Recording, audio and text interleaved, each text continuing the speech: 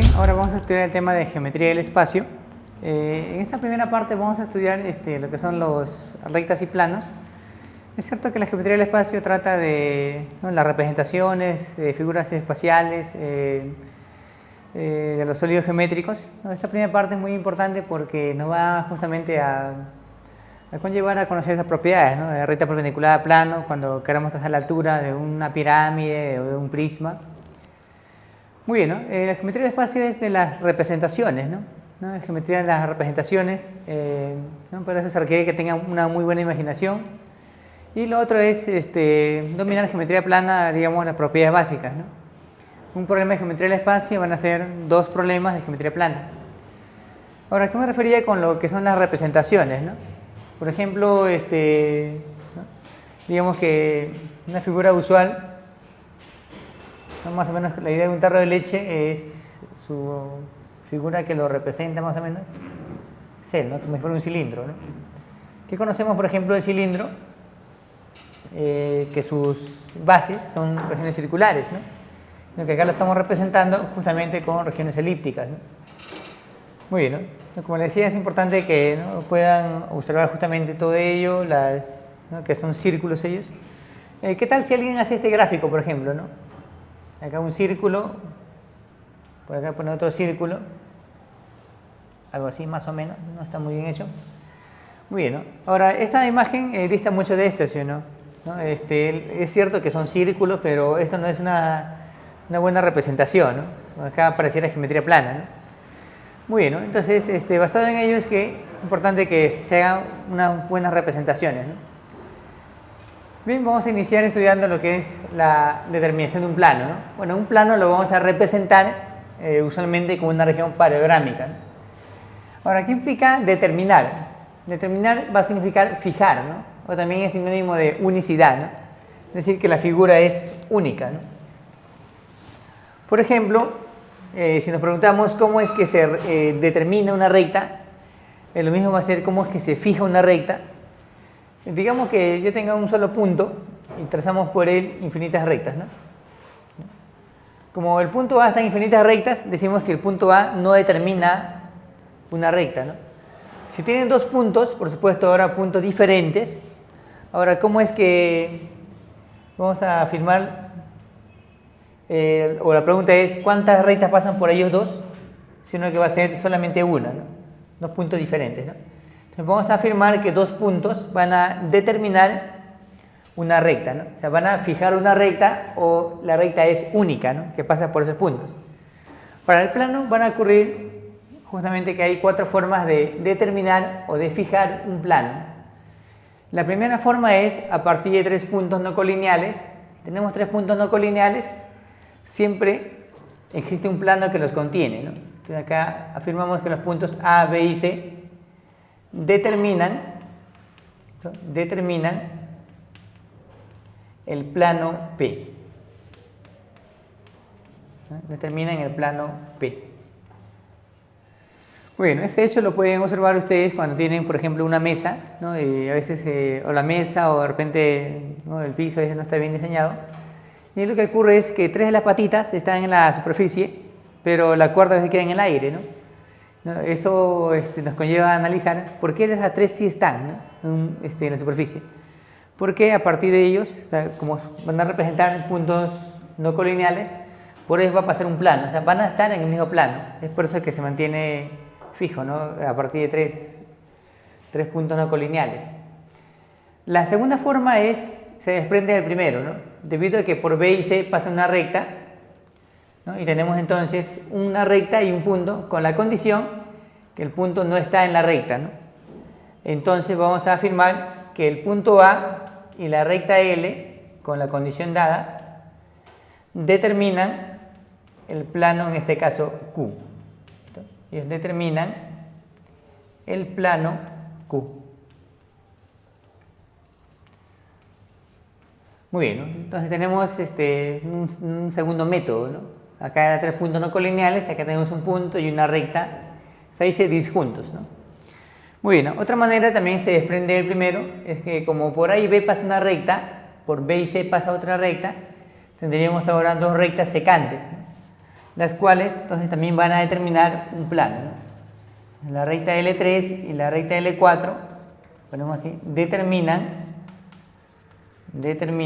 el plano H, ¿no? Esto vamos a escribirlo así, ¿no? El plano, determinan, ¿no?, el plano H, lo escribimos de esta forma, ¿no? Así se va a leer plano H. Bueno, y la última manera es a partir de dos rectas paralelas. Teniendo dos rectas paralelas, también por ello siempre va a pasar un plano. Entonces afirmamos que la recta L1 y la recta L2 determinan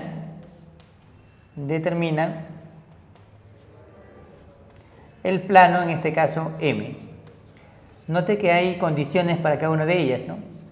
Por ejemplo, si me preguntan si 3 puntos determinan un plano, la respuesta es falso, ¿no? Porque los puntos tienen que ser no colineales. Si me dicen un punto y una recta determinan un plano, también es falso, ¿no? La condición es que el punto no esté en la recta, ¿no? O sea, las proposiciones son fáciles de responder cuando encuentran un contraejemplo, ¿no? Entonces ahora pasemos a estudiar una propiedad, la parte algebraica, ¿no?, que nos va a indicar la cantidad máxima de planos que se determinan con puntos o rectas. La primera forma es el número máximo de planos con n puntos, ¿no? Condición para n que sea mayor o igual que 3. Por ejemplo, tenemos 5, 10 puntos, no 15 puntos. Entonces la cantidad máxima es un método algebraico un tanto, en la combinación de n tomado de 3 en 3, ¿no? Esto nos da la cantidad máxima de planos, ¿no? ¿Listo? Ahora, si tenemos solamente rectas, ¿no?, tenemos solamente rectas, el método es combinación de esa cantidad de rectas que es m tomado de 2 en 2, ¿no? Porque dos rectas o secantes o paralelas van a determinar un plano, ¿no? Condiciones para m que sea mayor o igual que 2.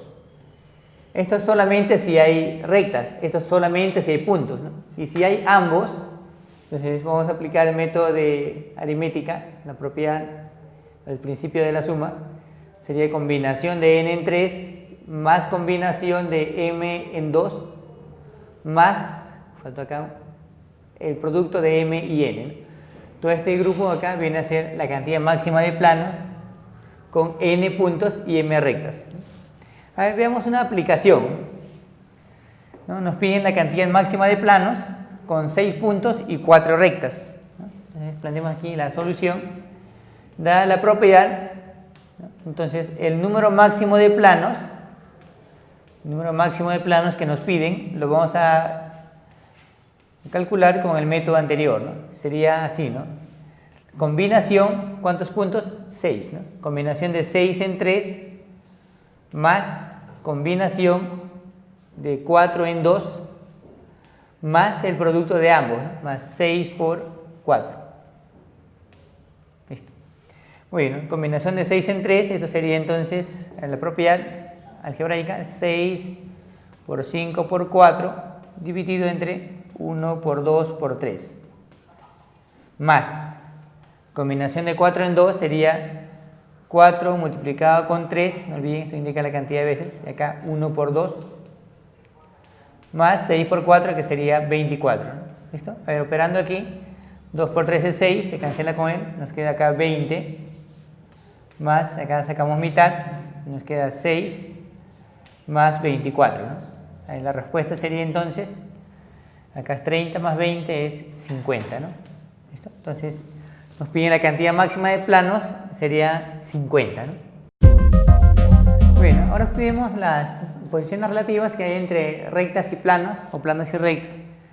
Esto es importante cuando tengan, por ejemplo, prismas, ¿no?, tengan de repente el mismo cubo, ¿no?, las pirámides, ¿no?, qué propiedades cumplen justamente dos de las caras, ¿no?, que están en planos diferentes, ¿no? Bueno, entre dos planos tenemos, atención, dos posibilidades solamente, ¿no?, planos diferentes, ¿no?, o que los planos sean paralelos, ¿no?, o que los planos sean secantes. Los planos van a ser paralelos cuando no existe intersección. Entonces vamos a poner así, ¿no? El plano P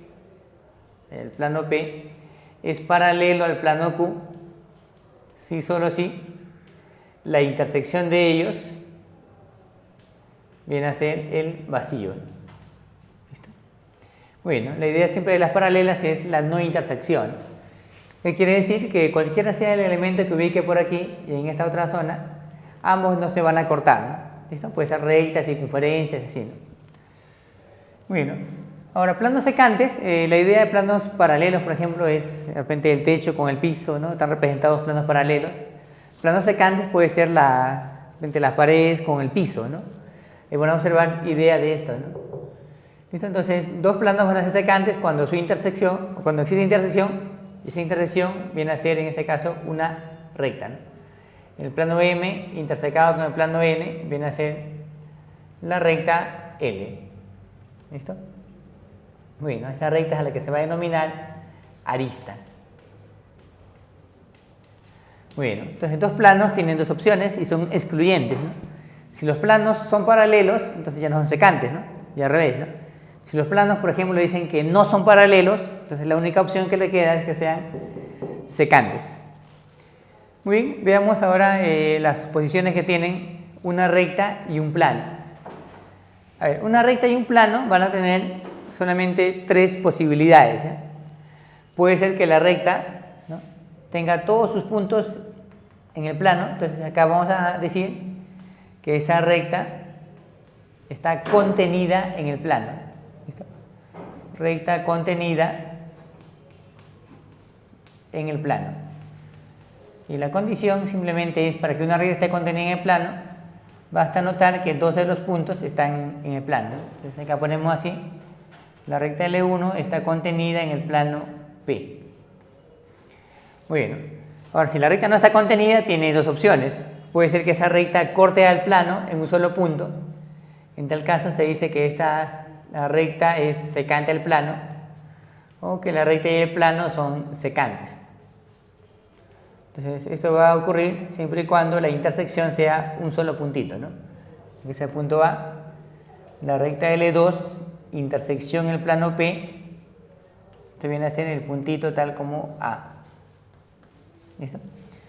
Y la tercera posibilidad es que la recta no corta el plano, ¿no? En ese caso se dice que la recta y el plano van a ser paralelos.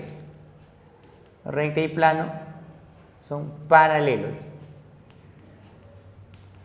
Bueno, esta posición sí es interesante.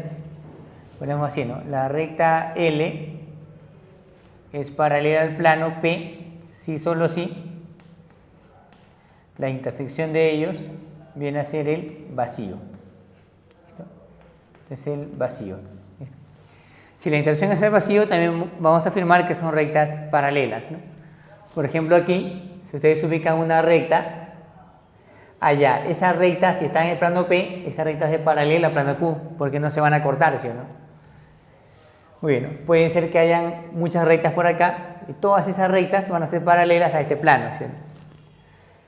Muy bien, veamos ahora la posición que hay entre dos rectas, ¿no? ¿Sí? Ahora veamos las posiciones que hay entre dos rectas. Dos rectas, lógicamente diferentes, tienen en general tres posibilidades. Primero, que las rectas sean secantes, las cuales ya las hemos estudiado. Hemos dicho que dos rectas son secantes, ¿no?, si es que existe intersección y esa intersección viene a ser un punto. En tal caso vamos a decir que justamente esas rectas determinan un plano. Las rectas paralelas, que usualmente nos representamos así, ¿no?, las rectas son paralelas si cumplen las siguientes condiciones, ¿no? Primero, que la intersección sea el vacío. Y la otra es que la recta L3 esté contenida, por ejemplo, en el plano, vamos a poner aquí, plano tal como M, está contenida en el plano M. Lo mismo que la recta L4, está contenida en el plano M, ¿no? Son las condiciones para que sean rectas paralelas.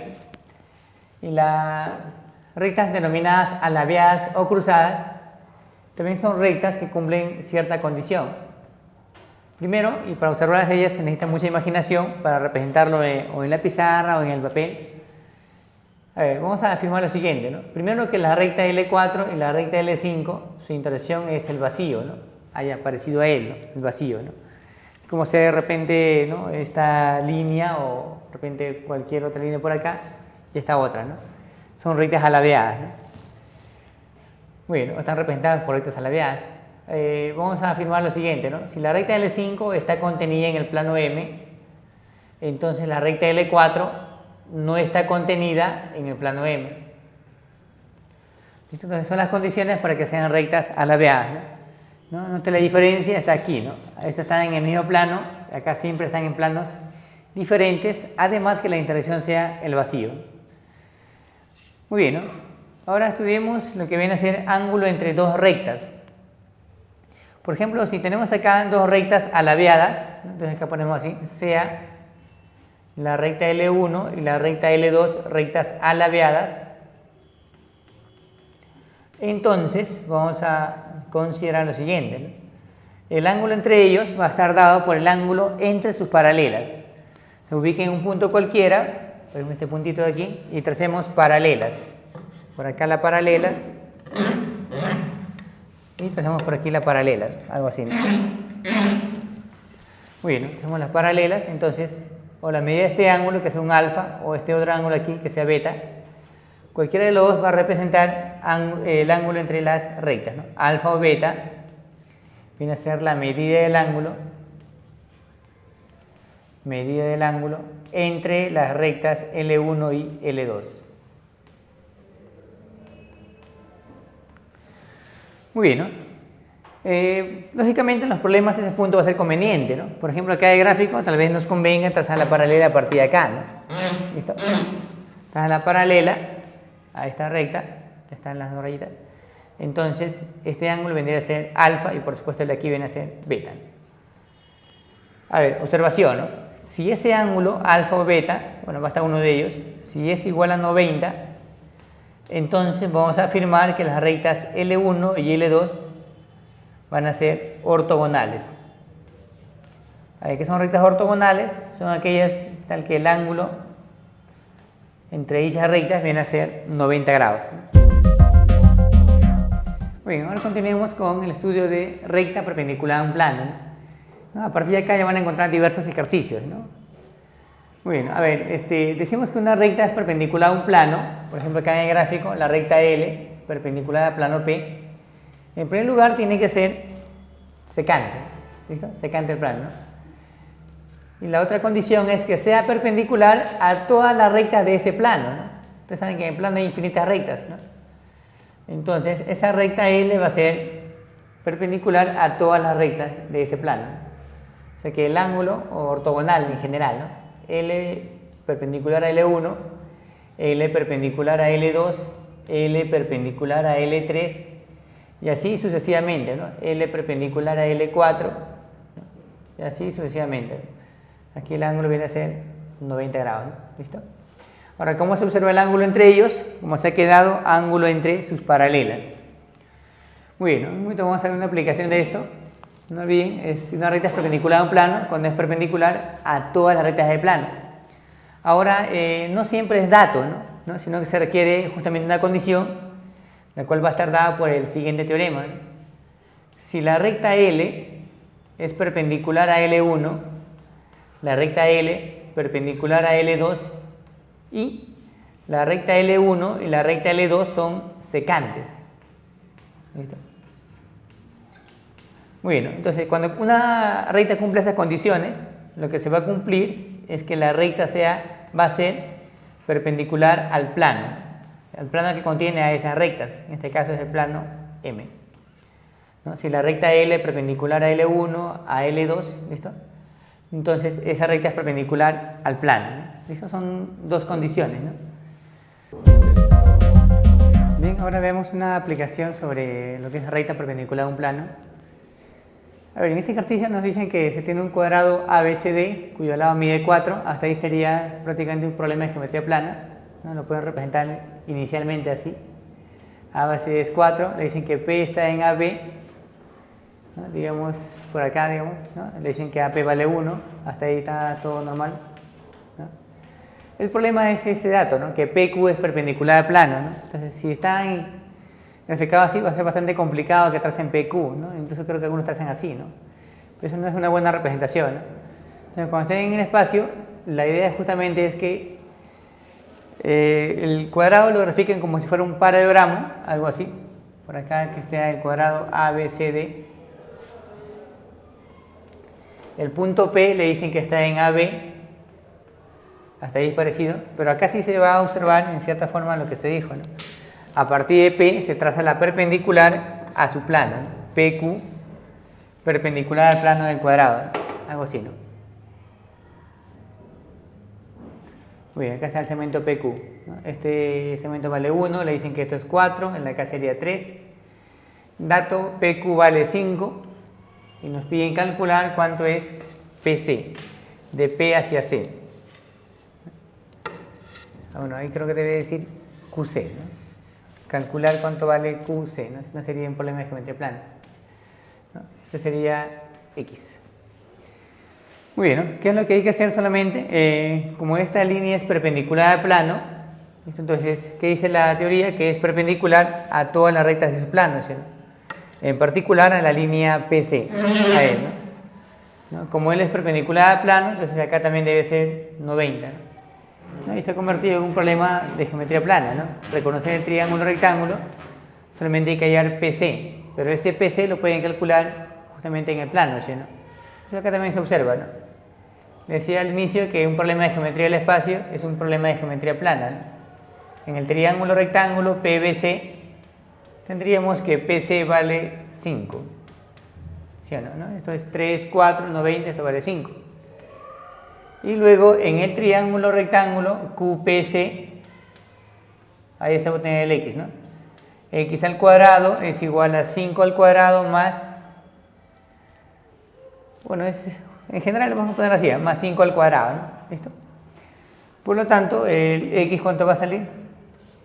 5 por la raíz cuadrada de 2. Muy bien, ¿no? ¿Listo? Solamente era para anotar ese triángulo, ¿no? Al margen de que sean iguales, en general es aplicar Pitágoras, ¿no? Muy bien, ahora estudiemos el teorema de las tres perpendiculares. Bueno, prácticamente es aplicación del teorema anterior, ¿no? A ver, tenemos la recta L1, que por lo general esa recta va a ser dato. A esa recta es a la que se le va a denominar la primera perpendicular, ¿no? La recta L1 va a ser la primera perpendicular. Vamos a escribirlo así. Muy bien. A ver, la segunda perpendicular es la que ustedes tienen que trazar, o de repente ya están los ejercicios. A partir del pie de la perpendicular, de la primera, vamos a trazar una segunda perpendicular a una recta contenida en el plano, ¿no? Digamos esta recta de aquí, ¿no? A partir de A, que es la intersección, se traza la perpendicular. Acá le voy a llamar a esta recta L2, ¿no? O se ubica el punto B por aquí, de tal manera que AB sea perpendicular a la recta L contenida en el plano. Bueno, a la recta AB, o en todo caso a L2, es a lo que se va a denominar la segunda perpendicular. Muy bien, ¿no? Entonces ya tenemos, atención, la primera perpendicular, acá está la segunda.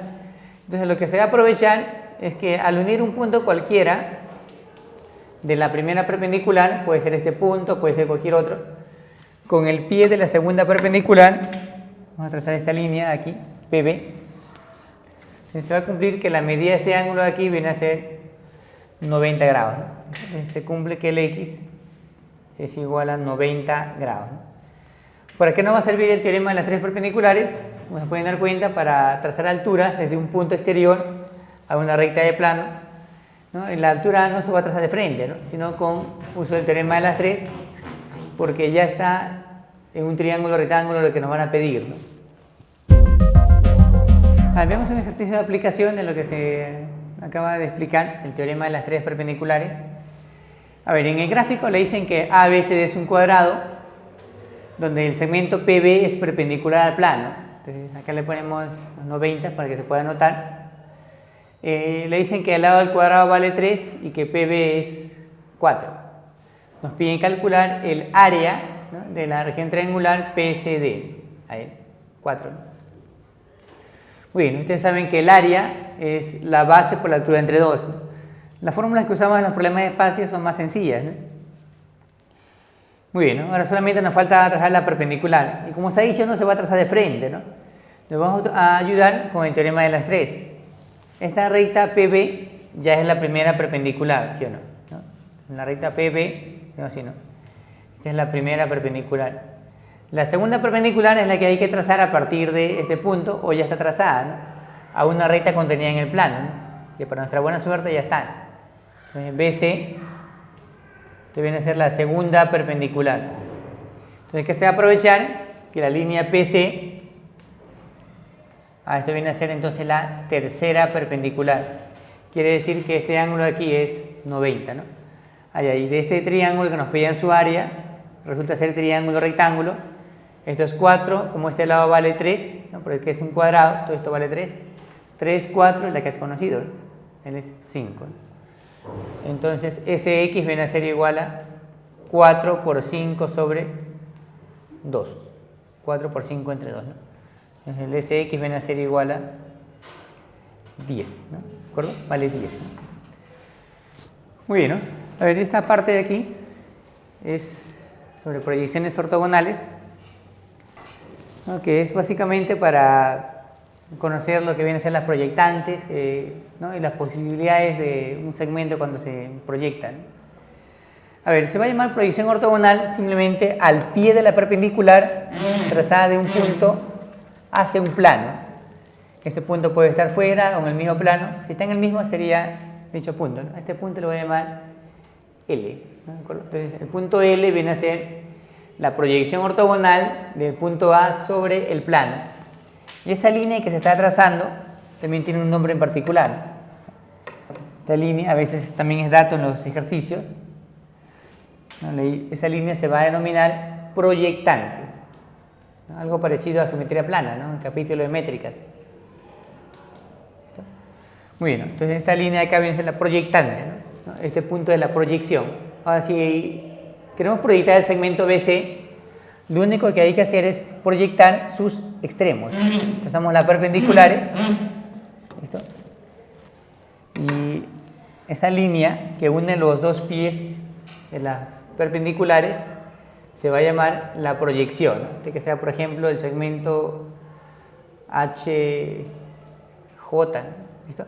Entonces, el segmento HJ viene a ser la proyección ortogonal de BC sobre el plano. Pueden observar que se ha formado por aquí un trapecio rectángulo, ¿no? Eso ocurre generalmente, ¿no? No olviden, a esta línea se le va a llamar proyectantes, ¿no? Que son las bases del trapecio. Ahora, si el punto está sobre el plano, ya se dijo que este punto es en misma proyección, solamente habría que proyectar Q. ¿Listo? Entonces, este segmento que se encuentra por aquí, que sea, por ejemplo, punto S, ¿no?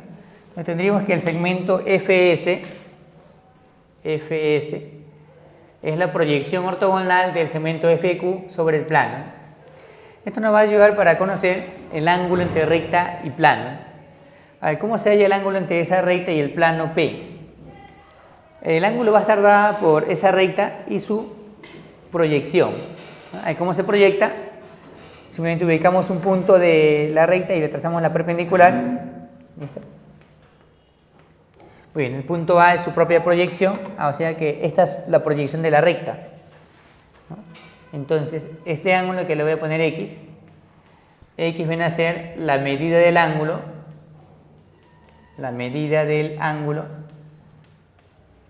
entre la recta y el plano, ¿no? Entre la recta, en este caso sería la recta L, voy a poner acá, la recta L, y el plano P, ¿listo? Y el plano P, ¿no? A veces ese ángulo es conocido, ¿no? Es notable a veces, ¿no? Muy bien, ¿no? Finalmente estudiemos lo que viene a ser ángulo diedro, ¿no? También se puede reconocer como el ángulo entre dos planos, ¿no? Bajo ciertas condiciones, por supuesto. Muy bien, ¿no? A ver, el ángulo diedro viene a ser la figura que se forma con dos semiplanos a los cuales se le va a denominar en adelante caras. ¿Listo? ¿No? Esos semiplanos tienen como una recta. A esa recta se le va a denominar arista. ¿Listo? Esta es la llamada arista. Muy bien, ¿no? Es algo similar a que tengan una hoja y la doblan. Esa línea de doblez representa la arista y cada una de las dos partes vienen a ser las caras. Muy bien, ¿no? El ángulo diedro se va a denotar como sigue, ¿no? Digamos, la notación es así, ¿no? Van a nombrar una de las caras separado de un guión, mencionan la arista, otro guión y mencionan la otra cara. ¿Listo? Ahora, si no hay lugar a ambigüedades, dicen simplemente recta L, ¿no? Este ángulo diedro L, ¿no? Que se refiere a la arista. Ahora, ¿cómo se mide el diedro?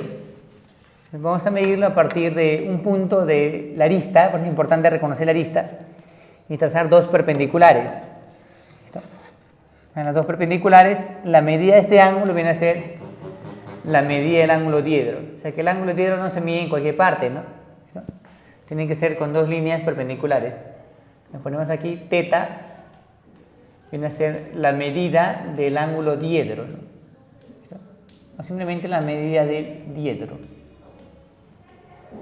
Muy bien. De manera de observación, ponemos lo siguiente, ¿no? En todo caso, vamos a resaltar esto, ¿no? A ver, que si teta es igual a 90 grados, entonces los planos P y Q van a ser perpendiculares. Los planos P y Q son perpendiculares.